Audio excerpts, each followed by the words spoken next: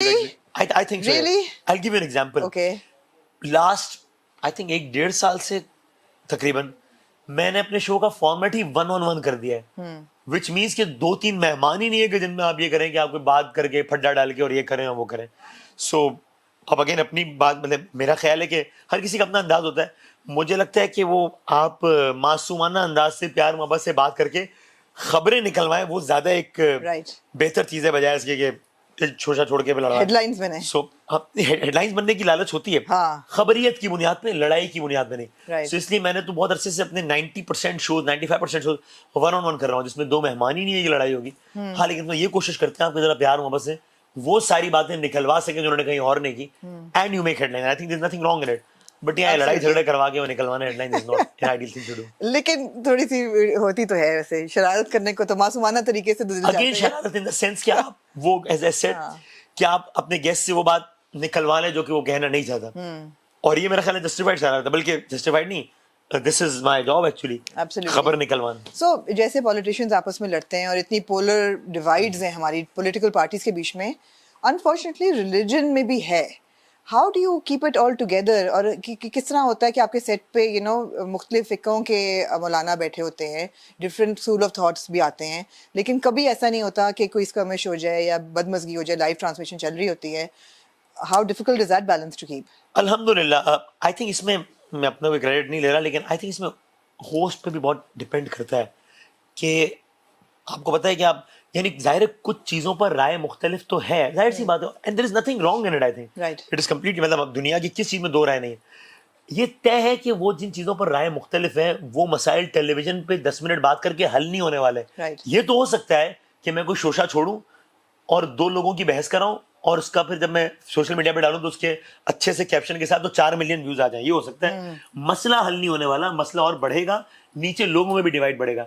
And I think it is the greatest disservice one can do to divide the nation on the basis of religion. So मुझे लगता है कि क्या बेशतर चीजों पर तो इख्तिलाफ नहीं है, 1-2% चीजों पर इख्तिलाफ है. तो मुझे I have a very simple logic to it कि क्या पाकिस्तान की सोसाइटी के बाकी सारे मसले खत्म हो गए हैं? क्या वालिदैन के सारे हुकूक अदा होना शुरू हो गए हैं, पड़ोसियों के हुकूक अदा हो गए हैं, बीवियों के हुकूक, शौहरों के हुकूक, बच्चों के, ये सब अदा हो गए कि अब हम वो सब कुछ छोड़ के बताएं कि नहीं सर इस पे तो आपकी ये राय और आपकी राय. भाई सबको पता है किसकी क्या राय. टेलीविजन का डिबेट, टेलीविजन का मौजू नहीं होती हर चीज.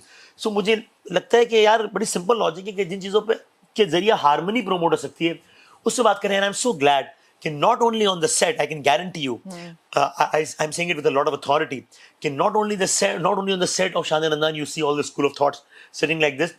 ब्रेक में और सेट कैमरे के अलावा इससे ज्यादा भाईचारा होता है. मैंने अपनी आंखों से 1, 2, 10, 20 नहीं, अनगिनत मरतबा देखा है कि जब नमाज का वक्त होता है तो एक स्कूल ऑफ थॉट का आलिम आगे खड़ा होता है और एक स्कूल ऑफ थॉट का आलिम पीछे खड़ा होता है और सब नमाज पढ़ होता है शान-ए रमजान के सेट पे. और मुझे बहुत अच्छा लगता है. Of course. आपको शान-ए रमजान में सबसे ज्यादा एंजॉयबल सेगमेंट कौन सा है आपके लिए? ओके, सबसे ज्यादा एंजॉयबल सेगमेंट वो एक हमारा नरेशन करते हैं उसमें, जिसमें कसाइस अंबिया की स्टोरीज, वो मैं एंजॉय, उसमें मेहनत भी बड़ी लगती है. वो एक किस्सा होता है 9-10 मिनट का और एवरेज वो एक किस्सा लिखने में या फाइनल करने में 3-3.5 घंटे लगते हैं, बट वो मैं एंजॉय करता हूँ. और सबसे मुश्किल कौन सा सेगमेंट लगता है? एट टाइम्स बच्चों का सेगमेंट जरा चैलेंजिंग हो जाता है क्योंकि बच्चे हैं ना. तो और हमारा ये होता है कि मैं सारे बच्चों के पेरेंट्स को कहता हूँ कि आपने बच्चे को ना कुछ सिखा के नहीं भेज रहे हैं. हाँ. ये तो हो सकता है कि मैं कह दूं कि सर कल हम बात करेंगे अल्लाह की नेमतों पे, तो जरा देख लीजिएगा, ये तो अलग बात है. लेकिन मैं उनको सख्ती से कहता हूँ कि यार बच्चे को बच्चा रहने दो. वो कभी, मैं उससे सवाल करूंगा जवाब, आज जब आप ये प्रोग्राम रिकॉर्ड कर रही हैं तब ये हुआ कि एक बच्ची को मैंने कहा कि जी अस्सलाम वालेकुम, मुझसे बात करेंगे? उसने कहा नो. हाँ. मैं कहा प्लीज बात, उन्होंने कहा नो. हाँ. मैं पेरेंट्स को कहता हूँ ऐसे ही रहने दो, बच्चा है वो बच्चा ही रहे. कभी उसका मूड अच्छा हो, बहुत अच्छे से बात करे, कभी वो पूरे सेगमेंट का बेड़ा गर्क कर दे चीख चीख के, कभी वो किसी और की ना सुने सिर्फ अपनी कहे. तो इस वजह से और चैलेंजिंग हो जाता है, इसलिए बच्चों को ट्रेन नहीं कराते कि बेटा यूं करना है, यूं करना है. बच्चों को लेके लेकिन कंट्रोवर्सी और सेंसिटिविटी भी आजकल बहुत हुई हुई है. बड़ी वीडियोस निकली हैं कि जी बच्चों पे बड़ा जुल्म होता है और उनका बचपन छीन लिया गया है. और नहीं, बट मैं वही बात, हमने ये बात अपने शो में भी डिस्कस की है कि मुझे पता है यहाँ पे बच्चे बहुत खुश हैं, लेकिन हो सकता है कोई और सेट ऐसा हो जिसपे बच्चों पे जुल्म हो भी रहा हो. तो कोई रेगुलेशन तो होनी चाहिए चाइल्ड आर्टिस्ट को लेके. रेगुलेशन तो बिल्कुल दुनिया की है हर ना? चीज में होनी चाहिए, Absolutely. इसमें कोई शक ही नहीं है. और ऑनेस्टली मैंने नहीं देखा, वरना मेरे लिए बड़ा आसान है कि मैं किसी राइवल को पे क्रिटिसाइज कर दूं, क्या होता होगा. मैंने नहीं देखा इसलिए मुझे नहीं मालूम. मैंने कोई ऐसी चीज नहीं है मैं कहूँ कि this is you know here the host is being unfair to the kids. Right. मुझे ऑनेस्टली लगता है, इन ऑल माय ऑनेस्टी, मैं एक बात कहता हूँ, मैं जो अपने बच्चे के लिए चाहूंगा ना, किसी और के बच्चे के लिए भी वही चाहूंगा, क्योंकि मैं खुद साहिब औलाद हूँ और मैं मकाफात अमल पे बिलीव करता हूँ. मैं बच्चे के साथ, किसी बच्चे के साथ वही कर रहा होता हूँ जो कोई मेरे बच्चे के साथ करे तो मुझे अफसोस ना हो. मैं चाहता हूँ, मेरा बच्चा जब इस एज ग्रुप में था, वो आता था शादी, मैं उसको कहता था यार आ जाओ यार, वो यार बाबा मैंने नहीं आना. जब वो बात मानता था वो आता था, मैं उसको भी कहता था यार आज कोई ना सुना, मैं उसके साथ भी गपशप करता था. ये बच्चों की मासूमियत छीनने का बात कैसे हो सकती है. और without naming anybody, everyone has a right to have his और an opinion. I have all the respect, कोई मसला नहीं. गुजारिश है एटलीस्ट बी फैक्चुअली करेक्ट. ये तो ना करें. अभी मैंने, मुझे नजरों से गुजरा, इतना जुल्म हो रहा है, सारी सारी रात बच्चे जाग रहे हैं. नहीं जाग रहे हैं, factually incorrect. I am not depriving you from the right of having your own opinion. You have all the right to have your opinion. Don't be factually incorrect. बच्चे, शान रमजान को 12 साल हो गए, 12 दिन भी ऐसा नहीं हुआ है कि बच्चे कभी रात में आए हो. तो फैक्चुअली इनकरेक्ट. अब ये बच्चा बेचारा सारी सारी रात जो है वो सहरी में मेरी नहीं, वो सहरी में तो आता ही नहीं है बच्चा.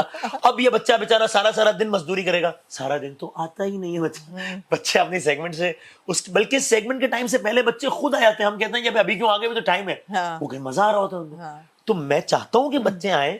अच्छा जी, और गांव के बच्चे को निकाल के शहर में नहीं, पूरी दुनिया में जाना चाहिए उस बच्चे को. क्यों ना जाए भाई, एक बच्चा टैलेंटेड है, मैं कहता हूँ पूरी दुनिया में उसको एक्सपोजर मिलना चाहिए. क्यों ना जाए, पाकिस्तान का बच्चा है और क्यों ना उसको एक्सपोजर मिले. सो मतलब मुझे नहीं समझ में आती है बात. सॉरी, मुझे लगता है बड़ी अच्छी बात है. एंड जब मैं कह रहा हूँ तो मैं इतने कॉन्फिडेंस इसलिए कह रहा हूँ कि अल्हम्दुलिल्लाह, I am very humbly saying it, कोई बड़ा दावा नहीं कर रहा, that I have a good example to quote. बच्चे का नाम है अहमद शाह. आज से 6 साल पहले जाइए, सोशल मीडिया पे सब पड़ा हुआ है, देखिए कि उसकी शनाख्त क्या थी. उसकी शनाख्त थी फड्डेबाजी, तू ये करता है, तू वो करता है, ये वो. और अब फास्ट फॉरवर्ड कीजिए, देखिए आज उसकी शनाख्त क्या है. तो आज वो कुरान की सूरतें पढ़ता है, आयात पढ़ता है, अच्छे से बात करता है, ये करता है. सो ये तो I have an example to quote. So मेरा बस चले, मैं पाकिस्तान के सारे बच्चों को यहाँ पर इस तरह लाऊं और सबसे आगे से मेरा बच्चा हो. Why not. सुना है आप यहीं पे अपने दिन रात गुजारते हैं और यहाँ पे कोई घर आपने छोटा सा एक अपार्टमेंट है मेरा, तो रमजान में मैं you're here. That's quite a commitment. That's quite a commitment. That's right. What is the drive? On a personal basis, is it fortune? Is it fame? What is the drive? To be very honest with you, मतलब factors सारे होते हैं, but again I would say कि अगर ये 2 चीजें आज निकल जाएं तो मुझे कल जो है वो यही ट्रांसमिशन चलाना मुश्किल हो जाए. और अल्लाह ताला के हाथ में, अल्लाह ताला चाहे तो अभी निकाल दे, उसकी मर्जी है. तो एक लोगों का फीडबैक और एक ये लालच कि भाई मुझे मेरे आमाल पे इतना भरोसा नहीं है कि वो मेरी आखिरत मेरी को संवार सके. तो शायद कोई एक बात किसी को पसंद आ जाए और वो उस पर अमल कर ले, तो शायद अल्लाह ताला बख्शते. अगर अल्लाह ने एक ऐसी अपॉर्चुनिटी दी है कि जहां पर लोगों को मिलाने की, साथ बिठाने की बात हो सकती है, तो बस मुझे ये ड्राइव है बेसिकली. कि जब मुझे लोग कहते हैं कि जब मैं हजरत अबू अय्यूब अंसारी के मज़ार पे था और जब मैं वहां से निकला बाहर से, तो एक साहब अपने बच्चे के साथ आ रहा था, तो उन्होंने कहा मैं झूठ नहीं बोल रहा, मैं इस जगह पे खड़ा हूँ, झूठ नहीं बोलूंगा. इनका किस्सा मैंने पहली मरतबा आपकी नशरियात में सुना था. मैं एक जगह ज़ियारत पे था, वहां मुझे किसी ने कहा कि ये बच्चा जो है वो जो नमाज पढ़ता है रेगुलरली, अब ये आपकी ट्रांसमिशन से सीखा था. मेरा कोई क्रेडिट नहीं है इसमें, पूरा team effort. This is the drive, frankly. Thank you so much, Asim. Thank you. We'll let you go because पीछे से time out के constant इशारे आ रहे हैं. I know everybody's on this crazy schedule, but thank you so much for your time. Thank you so much. Thank you.